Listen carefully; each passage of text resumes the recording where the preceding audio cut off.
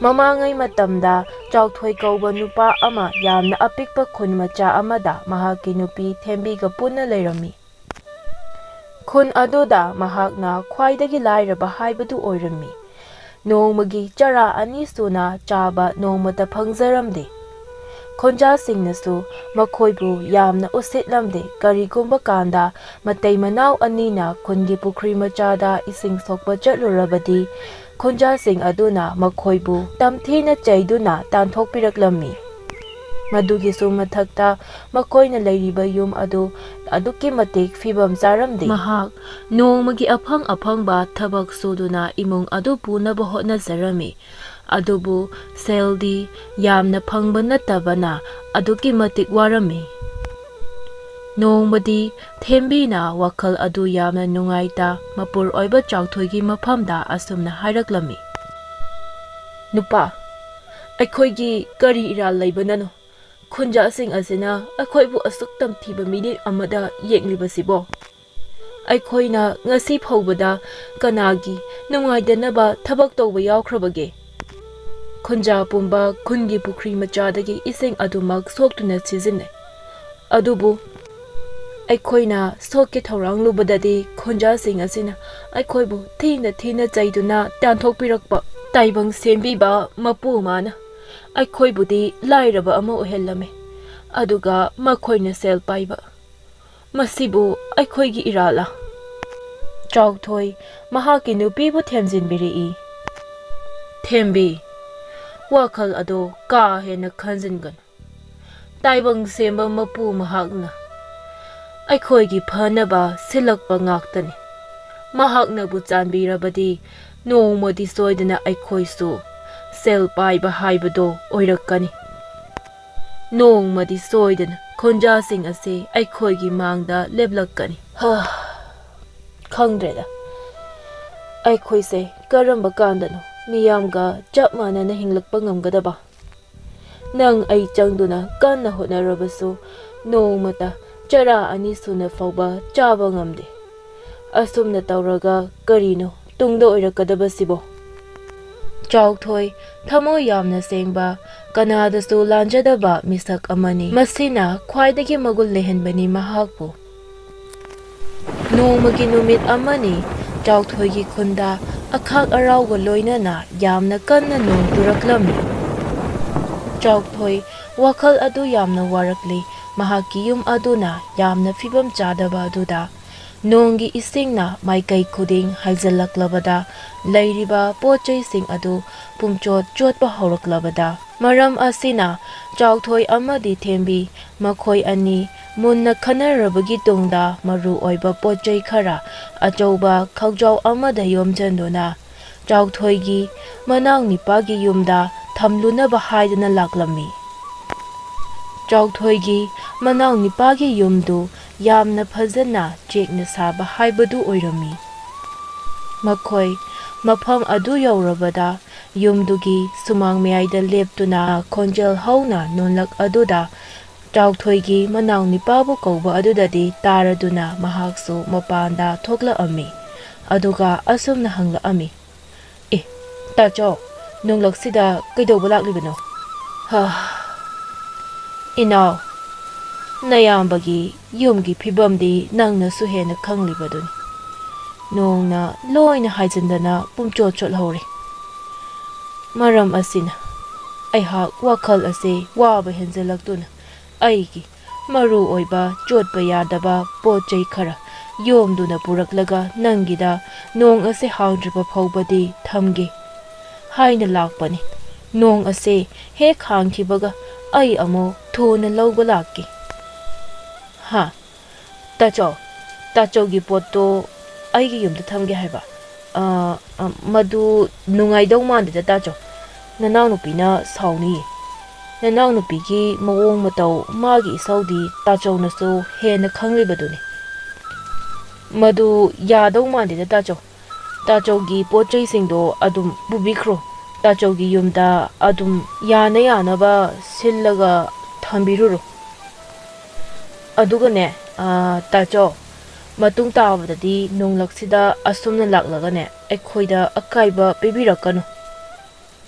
ꯑꯁꯤ ꯍꯥꯏꯔꯝꯗꯨꯅ ꯆꯥꯎꯊꯣꯏꯒꯤ ꯃꯅꯥꯎꯅꯨꯄꯥ ꯑꯗꯨ ꯃꯌꯥꯝꯕꯗ ꯍꯟꯅ ꯌꯦꯡꯂꯝꯗ ꯏꯃꯨꯡꯗ ꯆꯪꯈꯤ꯫ ꯆꯥꯎꯊꯣꯏ ꯑꯃꯗꯤ ꯊꯦꯝꯕꯤ ꯃꯈꯣꯏ ꯑꯅꯤꯁꯨ ꯎꯄꯥꯏ ꯂꯩꯇ ꯄꯣꯠꯆꯩꯁꯤꯡ ꯑꯗꯨ ꯑꯃꯨꯛ ꯍꯟꯅ ꯄꯨꯔꯛꯇꯨꯅ ꯃꯌꯨꯝꯗ ꯍꯜꯂꯛꯂꯤ꯫ ꯆꯨꯔꯤꯕ ꯅꯣꯡ ꯑꯗꯨꯗꯤ ꯂꯦꯞꯄ ꯀꯧꯕ ꯂꯩꯔꯝꯗꯦ, ꯑꯗꯨꯅ ꯆꯥꯎꯊꯣꯏ ꯃꯇꯩ ꯃꯅꯥꯎ ꯑꯅꯤ ꯑꯗꯨ ꯇꯨꯝꯗꯅ ꯑꯍꯤꯡ ꯑꯗꯨ ꯑꯃꯗꯤ ꯄꯣꯠꯆꯩꯁꯤꯡ ꯑꯗꯨ ꯁꯪꯗꯨꯅ ꯂꯩꯔꯝꯃꯤ꯫ ꯅꯣꯡꯉꯥꯜꯂꯦ, ꯅꯣꯡꯁꯨ ꯂꯦꯞꯈ꯭ꯔꯦ, ꯑꯗꯨꯕꯨ ꯅꯣꯡꯖꯨ ꯊꯥ ꯑꯣꯏꯕꯅ ꯅꯣꯡꯗꯤ ꯇꯣꯏꯅ ꯆꯨꯔꯝꯃꯤ꯫ ꯆꯥꯎꯊꯣꯏꯁꯨ ꯁꯨꯅꯤꯡꯉꯥꯏ ꯊꯕꯛ ꯑꯃꯠꯇ ꯐꯪꯂꯝꯗꯦ꯫ ꯑꯁꯨꯝꯅ ꯅꯨꯃꯤꯠ ꯈꯔꯅꯤ ꯍꯧꯖꯤꯟꯈ꯭ꯔꯤ꯫ ꯅꯣꯡꯃꯗꯤ ꯑꯇꯣꯞꯄ ꯈꯨꯟꯗꯒꯤ ꯏꯅꯥꯛ ꯀꯩꯔꯥꯛ ꯌꯥꯝꯅ ꯈꯨꯟꯕ ꯅꯨꯄꯥ ꯑꯃ ꯃꯍꯥꯛꯀꯤ ꯒꯥꯔꯤꯗ ꯆꯥꯎꯊꯣꯏꯒꯤ ꯈꯨꯟꯗ ꯀꯣꯏꯕ ꯂꯥꯛꯂꯝꯃꯤ꯫ ꯑꯗꯨꯕꯨ ꯇꯟꯖꯥ ꯑꯗꯨꯗ ꯅꯣꯡꯁꯨ ꯑꯈꯥꯛ ꯑꯔꯥꯎꯒ ꯂꯣꯏꯅꯅ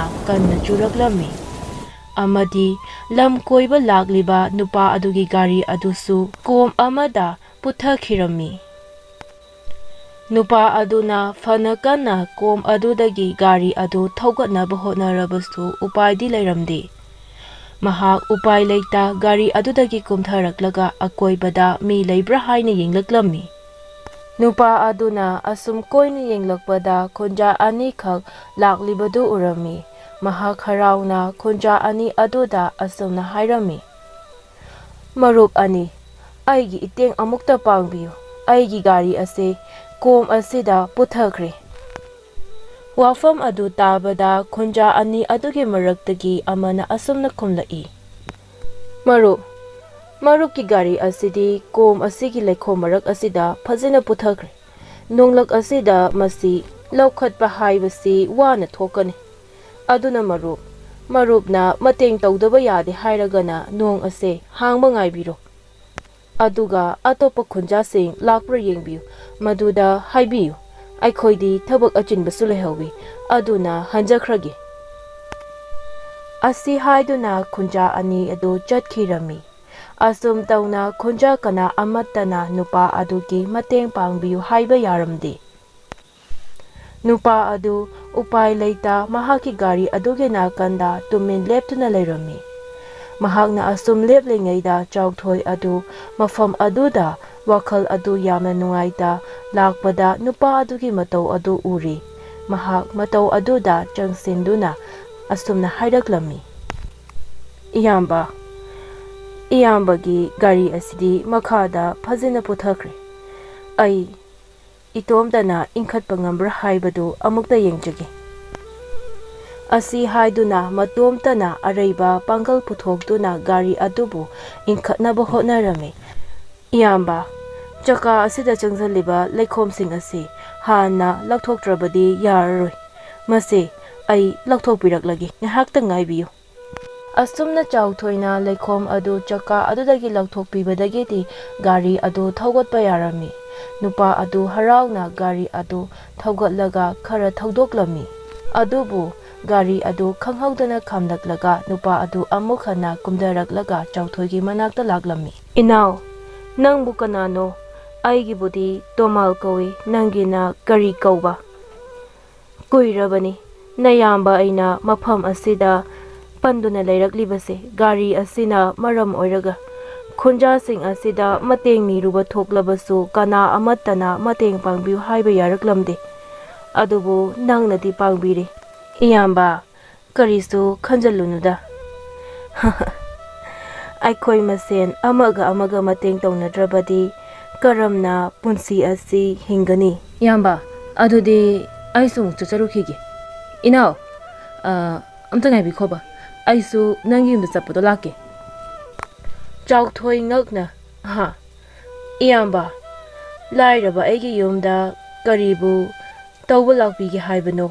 ꯃꯥꯏꯀꯩ ꯈꯨꯗꯤꯡ ꯅꯣꯡꯒꯤ ꯏꯁꯤꯡꯇꯅ ꯏꯌꯥꯝꯕꯅ ꯂꯦꯞꯅꯕ ꯃꯐꯝ ꯐꯥꯎꯕ ꯂꯩꯇꯦ꯫ ꯀꯥꯟꯅꯗꯦ ꯏꯌꯥꯝꯕ, ꯅꯣꯡ ꯑꯁꯤꯁꯨ ꯀꯟꯁꯤꯜꯂꯛꯂꯦ꯫ ꯏꯌꯥꯝꯕꯁꯨ ꯌꯨꯝꯗ ꯍꯟꯕꯤꯔꯣ, ꯅꯅꯥꯎ ꯑꯩꯍꯥꯛꯁꯨ ꯍꯟꯖꯈ꯭ꯔꯒꯦ꯫ ꯑꯩꯗꯤ ꯉꯁꯤꯒꯤ ꯅꯨꯃꯤꯠ ꯑꯁꯤꯗ ꯅꯪꯒꯤ ꯌꯨꯝꯗ ꯆꯠꯇ꯭ꯔꯕꯗꯤ ꯑꯩ ꯍꯟꯈꯤꯔꯣꯏ꯫ ꯆꯥꯎꯊꯣꯏ ꯎꯄꯥꯏ ꯂꯩꯇꯦ꯫ "ꯐꯔꯦ ꯏꯌꯥꯝꯕ, ꯆꯠꯂꯁꯤ ꯑꯗꯨꯗꯤ꯫"